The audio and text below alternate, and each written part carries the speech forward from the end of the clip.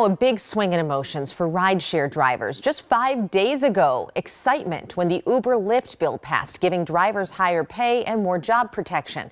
But now there's frustration after that legislation got the very first veto ever from Governor Walz. The governor says he'll create a committee to consider new protections for drivers. A group that represents more than 1,000 Uber and Lyft drivers told us today, though, they'll try again next session. Uber spent so much money and so much misinformation that we had to try to wade through that it made very difficult to have an honest discussion about the issue. But for some who live outside the metro, this veto was good news. Jennifer Hoff is here to explain. Lauren, several groups spoke out against the bill, including Dakota County and its commissioners there, where there is a one-of-its-kind program that relies on ride sharing to transport thousands of some of its most vulnerable community members.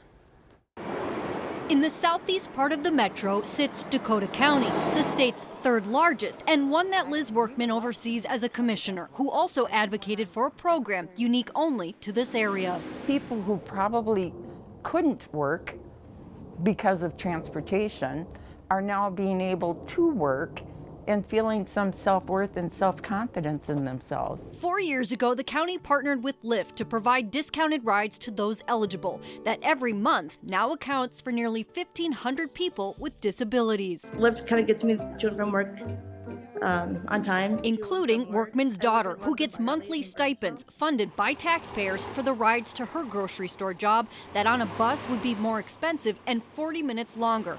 Also taking the pressure off Workman, whose husband died last year. Okay, now it's all on me. But then when I heard about the bill, that's when I panicked and used some choice words. She signed a letter to the governor reiterating the consequences the bill would have, instead asking for a stakeholder group to further address issues rideshare drivers were demanding, like better pay and insurance protections. Workman saying the proposed mandated compensation rates would also make rides unaffordable to the people their program supports. I understand the drivers need some assurances. I get that.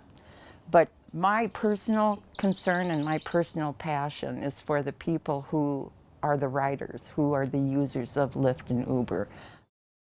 Now, besides that committee, the governor has also said that the Department of Labor and Industry will pay for a study that will first gather and then analyze a bunch of data on the working conditions of these rideshare drivers. And then on top of that, they're going to see how any changes might impact access and cost for all of the riders who use all of those rideshare companies. Lauren. All right, very interesting. Jennifer, thank you.